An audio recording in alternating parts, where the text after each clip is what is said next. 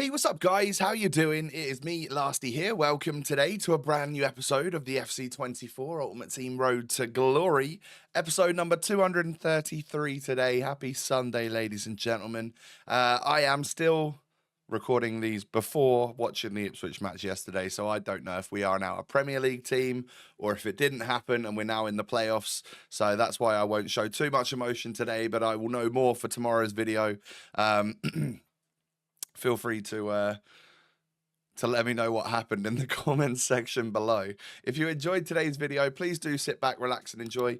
And if you do, hit me with a little thumbs up. That'd be brilliant. And of course, subscribe as well to the channel if you're new. Cheers. So this will technically be my final Premier League TOTS episode. I was just getting ahead, as you well know. I'm sure you can understand. But before all the Bundesliga madness, I wanted to get one last chance at packing some Prem TOTS because for me, it's just one of those weeks. It's one of those weeks that you look forward to kind of all year long. It's the big one, isn't it? Prem TOTS, the start of everything going crazy on this game for the summer. So, yeah, and to be fair, we know that Bundesliga is really good. The stats on some of those cards are outrageous. Give me Harry Kane immediately, by the way. But yeah, if you know, just one last chance at maybe getting that Haaland or something would have been real nice. So that's what we're aiming to do here. So I've got another day's worth of regular SBCs that we can do. I'm getting double walkouts left, right, and center. I'm also going to play all 7 wins of my rivals for the week because I didn't have a full Bundesliga team to go into the cup with.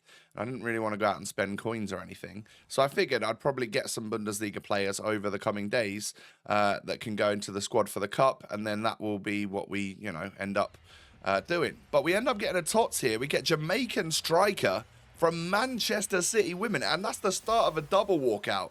I'm not going to lie.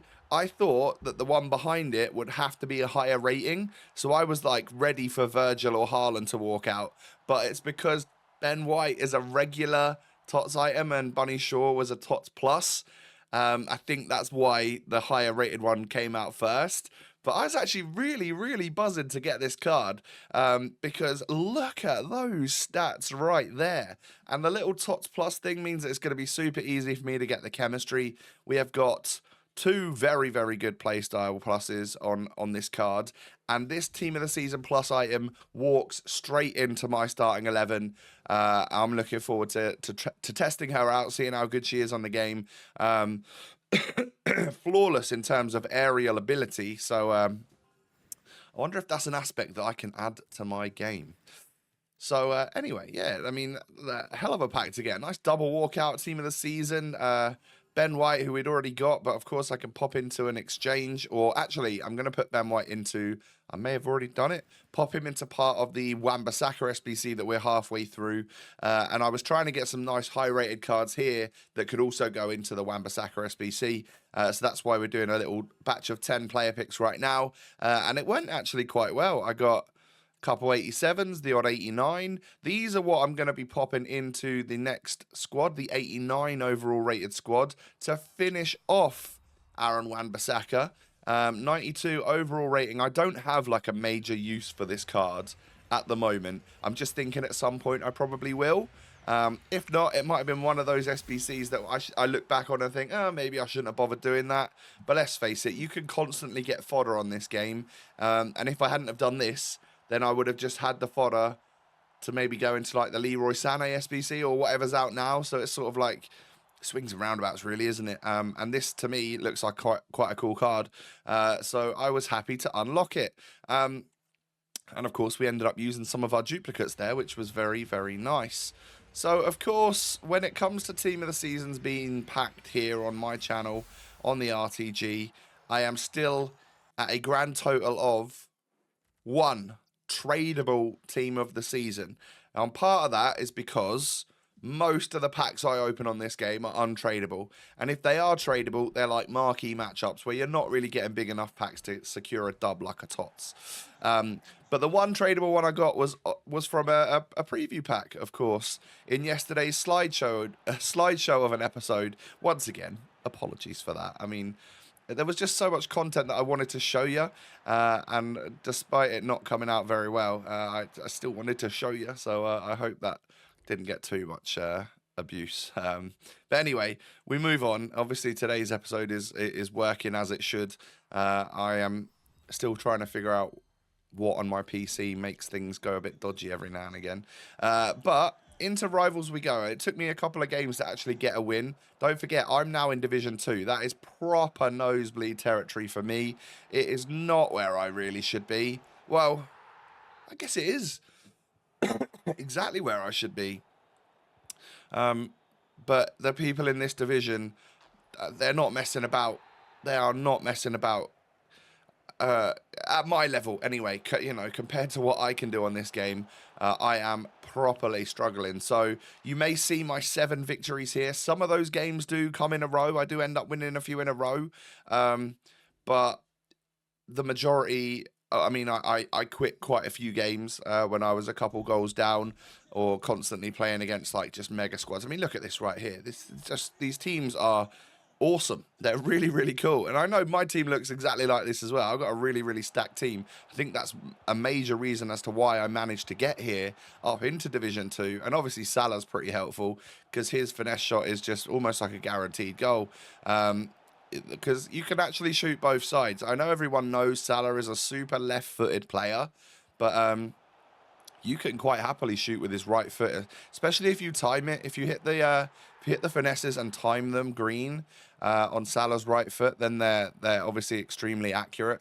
Like right here, we use a little bit of the technical dribbling, and that was a finesse shot, but that was actually a finesse shot where I hadn't actually taken my finger off the R1 button or the RB button from my technical dribbling.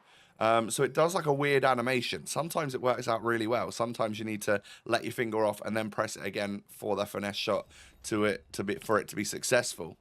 So finally, as you can see there, we actually got 3 wins in a row. It took me a while. I think I lost a couple games before I got those 3.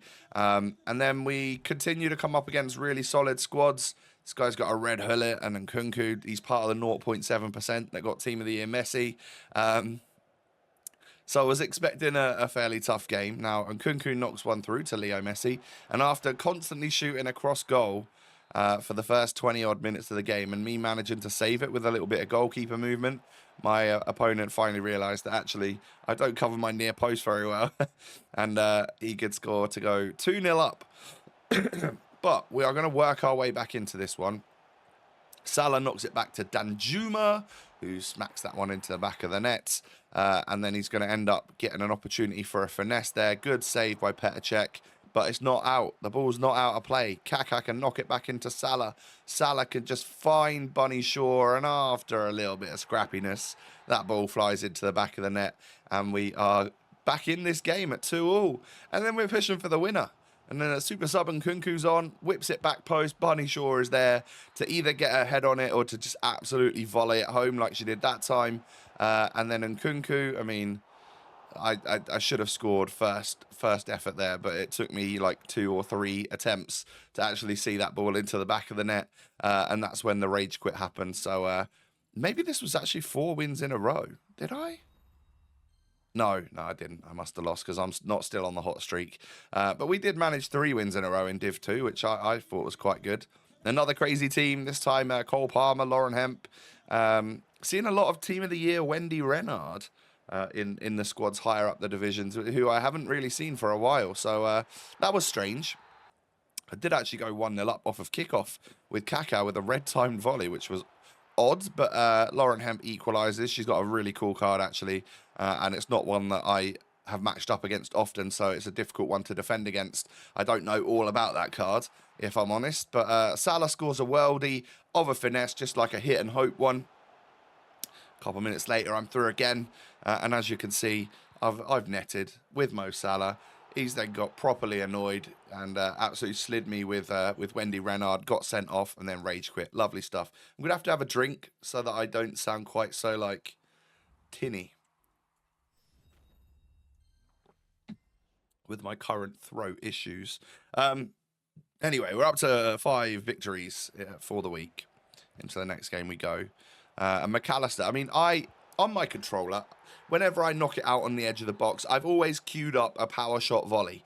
Sometimes they just don't work, and that time it kind of worked out for me because I could just sort of dribble in with McAllister and smash it home. And that one worked though. That was one of the most powerful shots I think I've ever seen on any FIFA ever. That was unbelievable from Alexis McAllister, and he's ended up putting me 2-1 up. But my opponent's McAllister ends up putting him back to 2-2. So I'm going to have to rely on somebody else other than my Argentine, and that is Mo Salah, to just technical dribble his way through, get me that goal to go 3-2 up. But can we hold on to the lead? It's not looking like it, is it? No, because my opponent's Salah. Not even a TOTS one, the Team of the Year nominee one, was just rinsing me. As you can see, look at that. The dribbling there from Salah was immense. I don't think I could do that with my TOTS version. But he did a great job. So I'm 4-3 down, trying to turn this game back around. Danjuma's in the box and smashes it home. He obviously is very quick with 97 pace and rapid plus. Really, really like his card.